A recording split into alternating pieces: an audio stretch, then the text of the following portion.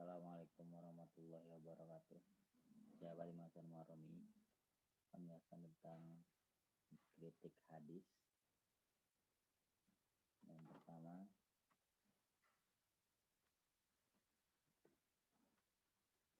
yaitu pengertiannya. Pastinya itu adalah suatu kegiatan penelitian hadis untuk menemukan kekeliruan yang terdapat pada hadis Rasulullah SAW sehingga dapat ditentukan mana yang dapat diterima dan mana yang tidak, dan bagaimana kualitas periwayatan hadis yang berlangsung. Itulah pengertian dari kritik hadis sendiri. Yang kedua adalah urgensi, yaitu maksud. Yang dimana urgensi ini terdapat 4 masa. Yang pertama itu masa hidup Nabi Muhammad SAW, yang dimana kritik hadis ini bertujuan untuk memberikan perhatian khusus kepada sumber agama Islam. Yang dimana kita tahu hadis adalah dijadikan hujah oleh para imam dalam mengambil keputusan terhadap ijtihadnya. Yang kedua itu mengokohkan hati sahabat dalam mengamalkan ajaran Islam. Pada masa selanjutnya itu masa sahabat atau abad 1 Hijriah, yang dimana kenapa ada kritik hadis, yaitu tidak seluruh hadis tersebut tertulis pada masa Nabi Muhammad SAW, sehingga masa sahabat ini dibutuhkan kemampuan menghafal hadis.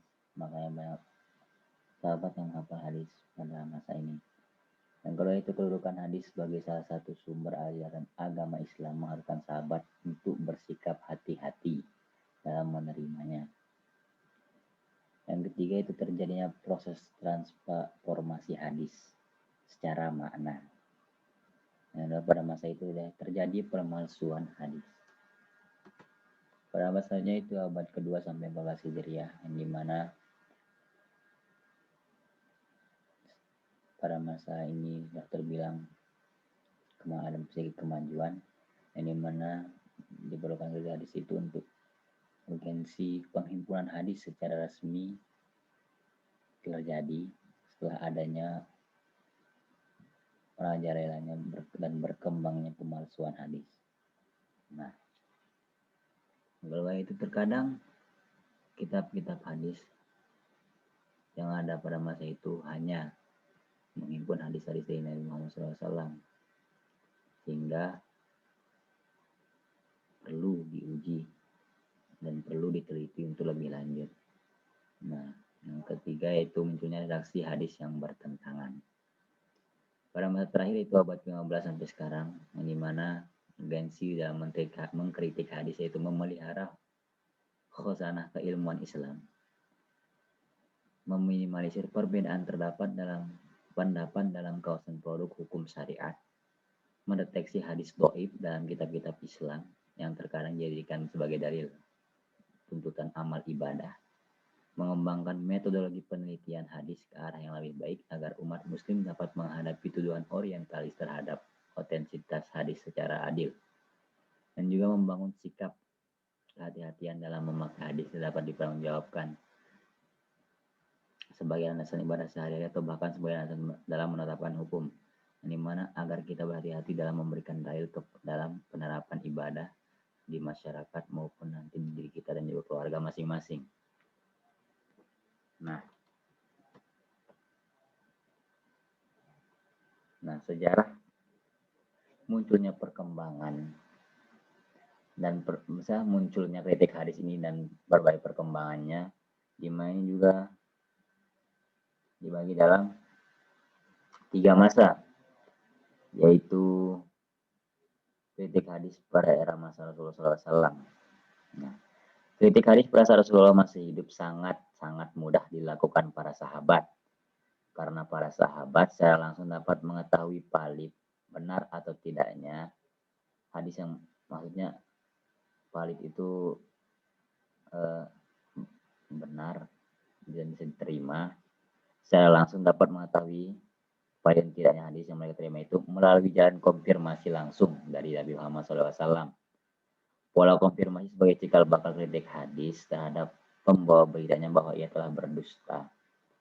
Nah, tetapi hal tersebut mereka lakukan adalah dimotivasi oleh sikap mereka yang begitu hati-hati dalam menjaga kebenaran hadis sebagai sumber hukum Islam di samping Al-Quran. Yang dimana juga untuk menguatkan hati para sahabat dalam mengamalkan hadis yang langsung mereka yakini kebenaran dari Rasulullah SAW. Dan para ulama sepakat bahwa konfirmasi hadis dari Rasulullah ini dipandang sebagai cikal bakal atau awal dari lahirnya ilmu kritik hadis. Nah, kritik hadis pada era sahabat. Pada era sahabat, metode penelitian hadis mulai berkembang dengan polanya yang bersifat komparatif, yaitu perbandingan. Pada masa ini setelah wafatnya Rasulullah SAW, para sahabat seperti Abu Bakar As-Siddiq, Umar bin Khattab, dan Ali bin Abi Thalib kemudian mulai membentuk rambu-rambu dan syarat untuk diterimanya suatu hadis. Antara lain misalnya dengan mengharuskan kesaksian sahabat yang lain untuk membenarkan periwayatan dari hadis tersebut. Karena pada masa ini sangatlah hati-hati para sahabat dikarenakan telah berkembangnya yaitu hadis palsu. Nah, pada era tabi'in dan atba al-tabi'in hingga kodifikasi hadis yaitu abad 2 sampai abad ketiga, abad kedua. Nah,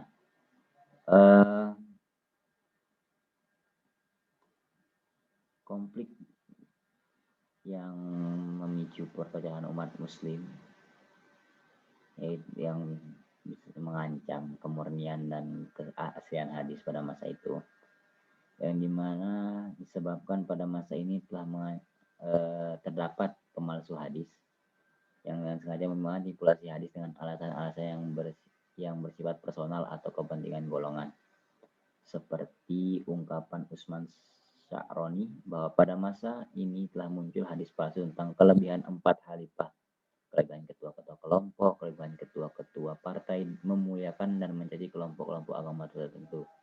Di samping pemalsu hadis tersebut dilakukan oleh orang Islam sendiri, orang-orang non-muslim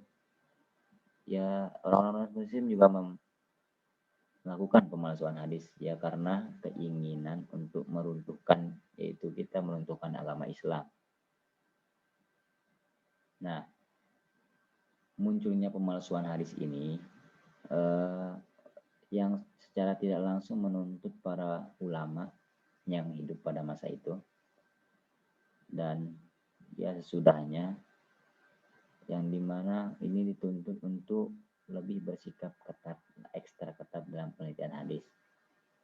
Nah, ini dibuktikan dengan semakin ramainya aktivitas perjalanan ilmiah ke berbagai pelosok daerah yang dimaksudkan untuk mempelajari hadis Nabi. Nah, sehingga pada masa ini para tabi'in semakin giat dalam